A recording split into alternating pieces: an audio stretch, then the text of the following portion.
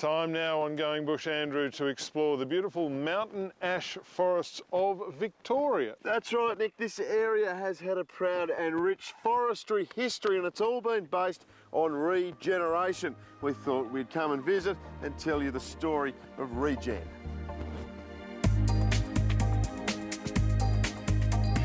The mountain ash, or Eucalyptus regnans, is the biggest flowering plant found anywhere on Earth, and Victoria's central high country has a wealth of ash forests, a proportion of which are managed for wood production by Vic Forests. Well, what we're looking at here is 1939 regrowth, so that is the area that is commonly harvested. It originates from large fires back in 1939, making it approximately or around about 71 years of age, and so those trees are the main age class that we would be harvesting at the moment.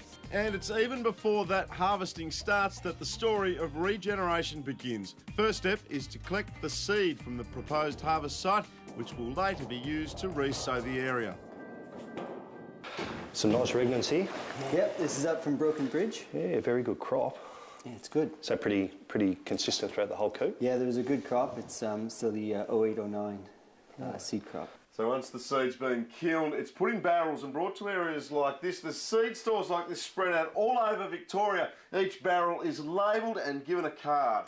The reason that is important is so you know exactly what the seed is and where it came from. So when you regenerate a site, it is like for like. And the reason you want to do that is so the ecosystem doesn't change. We want to make sure that the same plant and animal community that was there prior to the harvesting is progressively replaced and enhanced as a result of our activities. With seed collected, the site is then prepared by either burning or ripping to give each precious seed the best chance of germination. We try and mimic nature as much as possible. So by undertaking the regeneration burn, we're mimicking a wildfire coming through. It does two things. It creates the ash bed, and it also releases seed from the canopy and the surrounding trees, or seed trees that are within the coop. The capsule's open and the seed falls onto the coop, and the seedlings grow from there. So Tim, we're standing in a coop which was burnt and then sown only a year or so ago, and there's trees popping up here everywhere, mate. How many actual seeds do you sow?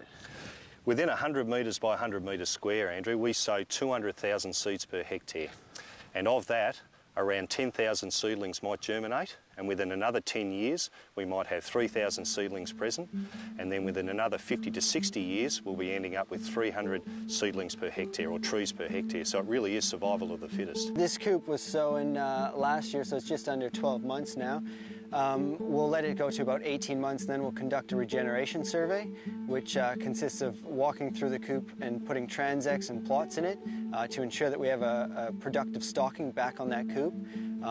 That will then grow back into a productive forest. We'll hand that back to the land manager, the Department of Sustainability and Environment, and that'll grow into a forest which will go back into the rotation. We like to think of our operations as being purely organic, so that we don't commonly fertilise, and we also don't use any herbicides or any insecticides of any nature. It is purely natural regeneration and natural selection as the trees get older. All right, well, that view demonstrates the regeneration story very, very well. This is the Latrobe State Forest, and in the hills there, Nick, it's a patchwork. It's forests of all different ages. This has been a working forest for in excess of 100 years, right up until this coop was harvested as recently as this year. And it does demonstrate the cyclical nature of this regeneration program. With the right management, it goes on and on and on and on.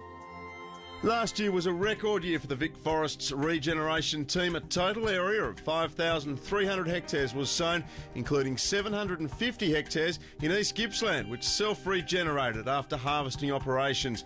The total area regenerated larger than the total area of harvest at a cost of more than $6 million. I don't think people quite understand the scope of what we do in terms of the regeneration work. It's an enormous part of our overall program, and as we've heard from the other guys, it certainly is a major part of what we do, and basically it allows our industry to be sustainable. What we're doing today to regenerate the forest will benefit the community in 70, 80, 100 years' time. So it really is part of a big cycle that we're a very small cog in.